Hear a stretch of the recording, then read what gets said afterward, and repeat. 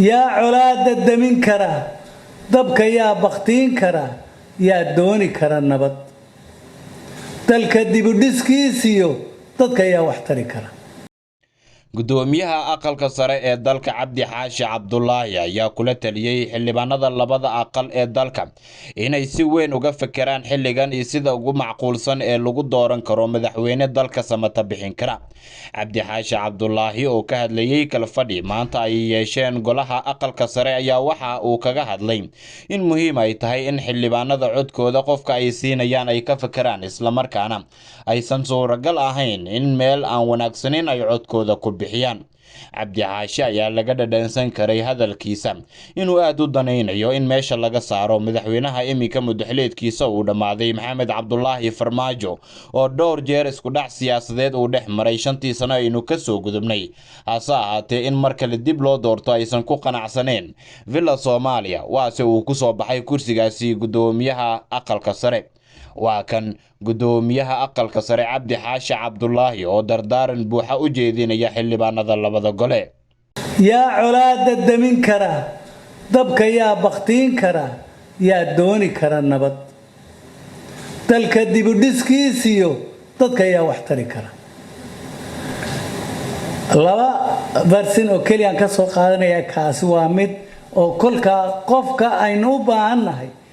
waa qof dalkan nabad ka dhiga dibaatada jirta joojiya dalka dhisa dadkana waxtara inta uu inoogu sheegay abwaanku heesta intaas weey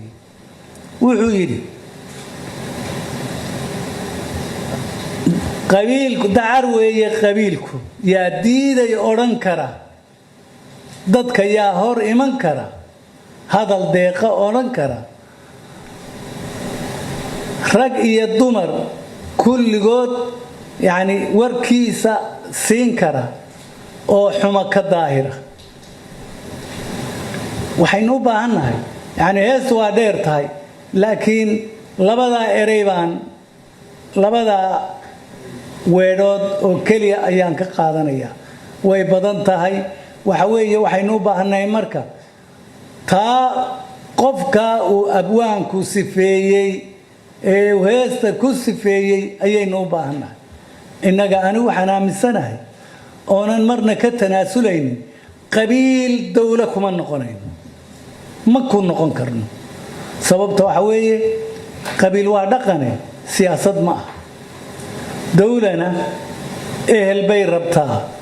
aqoonyahan bay rabtaa aqoon u leeyahay rabtaa waxa kolka leeyahay maanta guddiga aynu sameeynayna waa inuu noqdo waa guddigii doorashada u sameynayay madaxweynaha aynu rabno hoggaanka aynu rabno hoggaanka macnaheeda af Soomaaliga horta waa xadhig